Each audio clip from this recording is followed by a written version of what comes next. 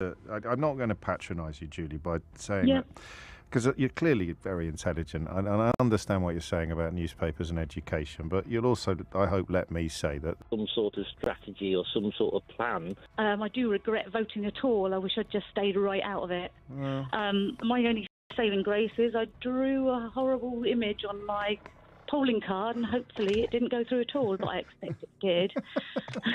What persuaded you to go in that direction then? So I guess relentless gaslighting from the media. Right. I'm a Daily Mail reader. I read it because I understand it. I do read The Guardian. I like it. I know they don't have a paywall, but you have to keep signing up to read stories and stuff. It's easy to go on the Daily Mail, and I understand the language they use. Okay. I don't particularly like the way they speak and the way people are. I tend to be a bit of a freedom fighter on there. And, okay. But that is your change opinion. So it's a simple ease of access, really, that explains. Yes. Yeah. And they did. They relentlessly gaslighted us, and it's not about people.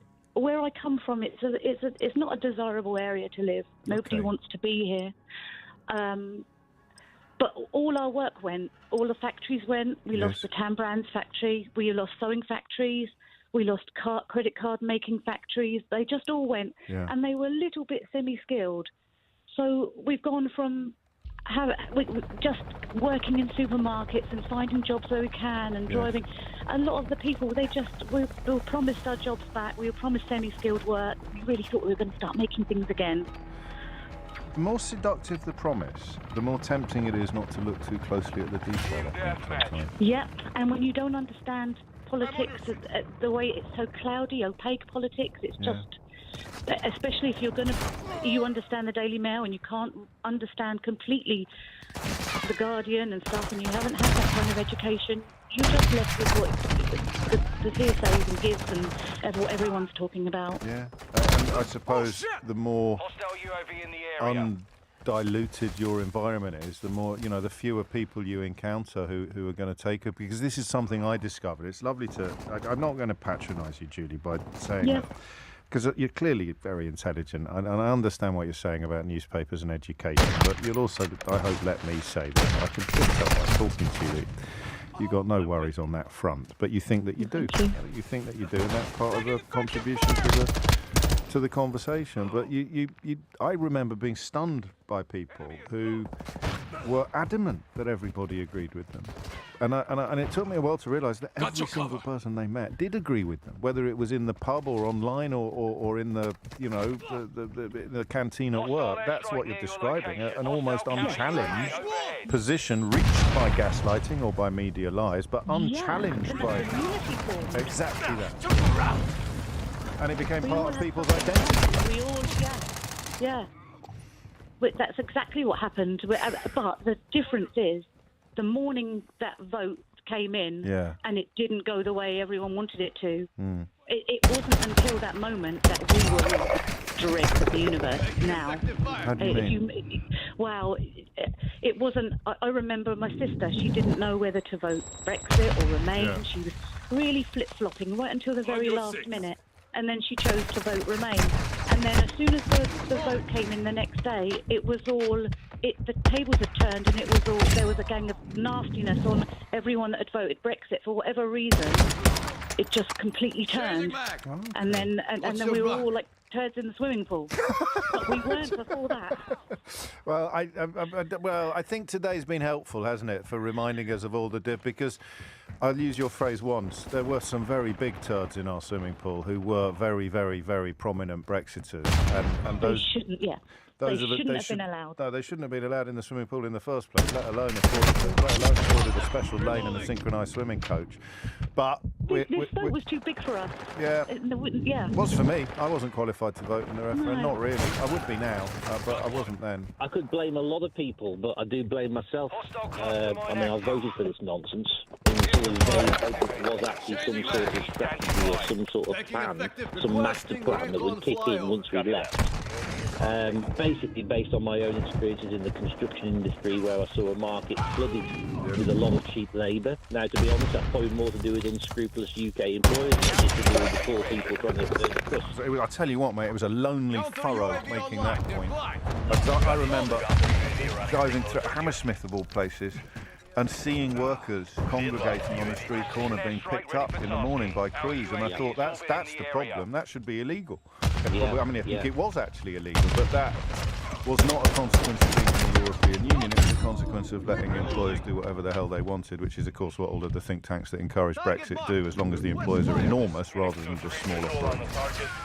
Absolutely, and I think it was easy to get tied up in all of that as an argument, failing to realise and remember that these things are best changed from within. And if you're not inside something, how can you change it?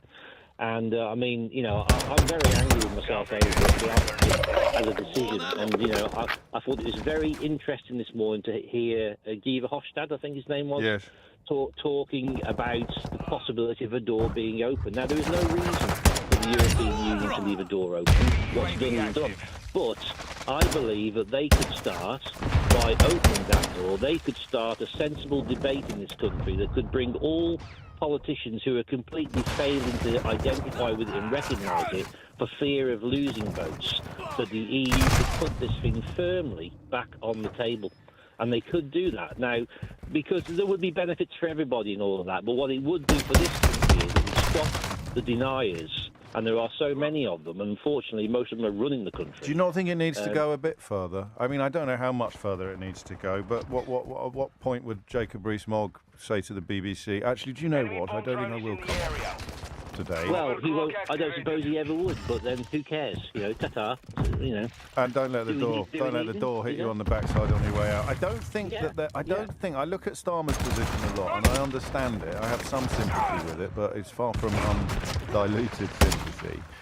I don't know that it's a fear of losing votes that's the problem. I think it's still a fear of how many of the same mouthpieces that sold Brexit would treat a politician publicly acknowledging its complete idiocy. You know, because you've got the egos of newspaper owners, you've got the orders of Rupert Murdoch, you've got the Paul Dacre over the Daily Mail. These people are never, ever, ever going to take responsibility for the consequences of their actions, which means that they will go after anybody who's pointing out the consequences of their actions like a rat up a drain pipe, Andy.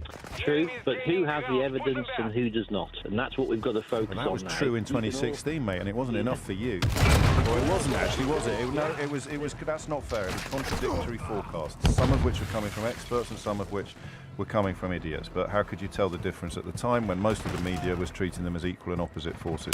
That's why I don't think you should be angry with yourself, Andy. What if I pushed you? If I pushed you to put a name on the list, not your own? Well, it's going to be Boris, isn't it? You know, but as a flagship, you know, I wanted to vote for somebody who would pull the trigger one way or another because I thought the damage that was being done politically to this country was horrendous. Having said that, I was foolish to believe that there was a plan, and you know, I bought into that, and I feel daft for it now. I blame the Eurosceptics in the Tory party way back to when Cameron, and he had the referendum to pacify the right wing of the party because UKIP were taking all of his votes. And it was the most ridiculous referendum we could have held on a 50-50 basis. It should never have been 50-50 on such an important matter. And it's the likes of the Eurosceptics in the party, like Peter Bong, Bill Cash, Rees-Mogg. It's the old guard. Who were there all along and managed to move over a period of 20 or 30 years from relatively ridiculous to the driving seat of the entire party. So I've known Bill since I was a kid.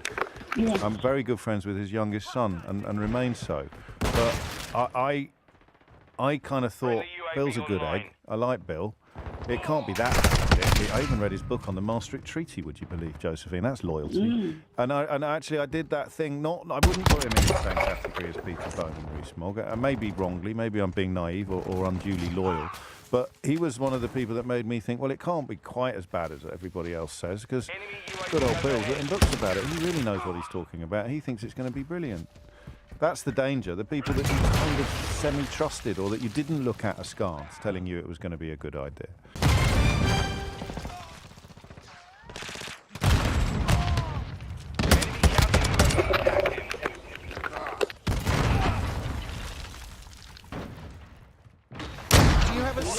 scintilla of fact to support anything that you're saying? Can you think of one example of lies, of corruption, of documents? Go on. Well, it might not have been them, but since then, first of all, I'm not a Boris lover, but he got given the job to get us out of Europe, the EU, and he done a good job. He done a good number on it, right? What's your favourite bit? Should have left. What's your favourite bit? What, the fact that we left? No, about the thing that's better now we've gone. Well, it's very difficult to put anything. It's no worse. Well, it is, isn't it? It's not. We're 100. What caused the worseness, if that's a word, it's not that we've left the EU. It's the fact that there was a pandemic followed straight after by a war. You can't blame what's going on. It's not Brexit. Yes, it is. This is the point you're missing. Okay. Well, I mean, where are you getting your information from? Because I'm getting mine from the IMF, the Bank of England. The IMF. And the Bank of England. They're the people that said we're going to have... But where are you getting your information from? They're the people that said that we were going to have the go into recession. We're the only one that's not going to make any money. We've got just before the pandemic, in between the small gap between leaving and the pandemic, this country was making more money. Okay, mate. Right? Yeah, okay. Where are you getting your information from about the 4% hit to GDP having nothing to do with Brexit? You heard the Governor of the Bank of England yesterday. And LBC, to be honest. Pardon? LBC. I listen to you and I listen to what they say.